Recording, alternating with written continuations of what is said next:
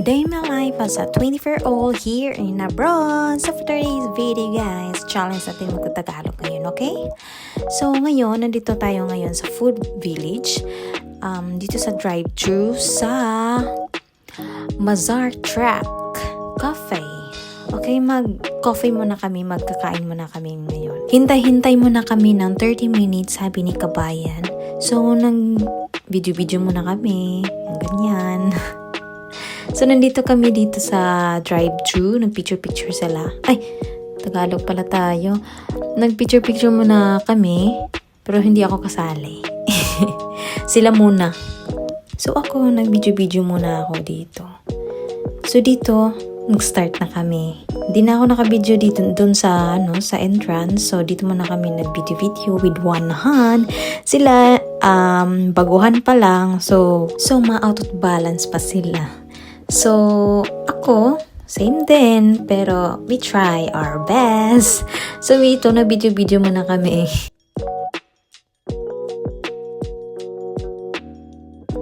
Binidyohan ko muna sila isa-isa, si Ella. And then, next is si Jessa.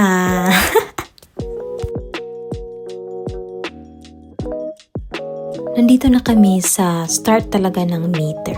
So, scan muna bago pasok. Yan ang mga patakaran nila bago kami pumasok dito.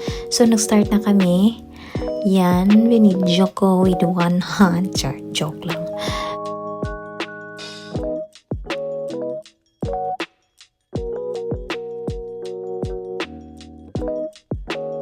Mahirap pala maging vlogger, mga ganitong gading style. Ito, nakita namin, na picture muna, video. Tapos, nandito na kami sa first na para siyang bridge, something like that. Nahirapan ako pababa nito kasi parang delikado kasi yung daanan kasi basa. Tapos ito, yung maganda yung mga yung color ng yan, ang ganda. So, nandito na tayo sa parang pasubidahon, like something like that. Ang hirap kasi mataas. Pugong yun, girl. Ay, Bisaya pala to.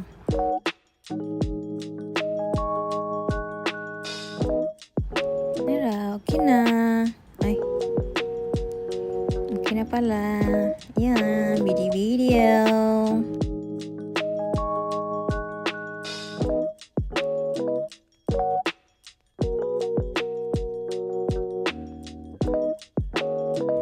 Ito, tricks muna.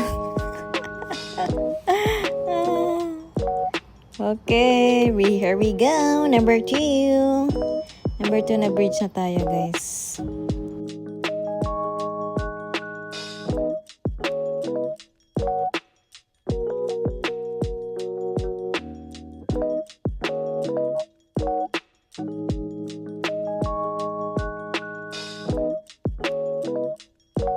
Yan, gabi na. Puro kasi kami picture dun sa bridge.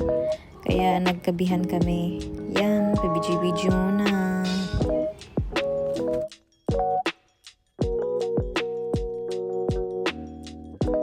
Ito, parang lights na lang yung makikita namin. Delikado, pero safe naman kasi may mga CCTV naman dito.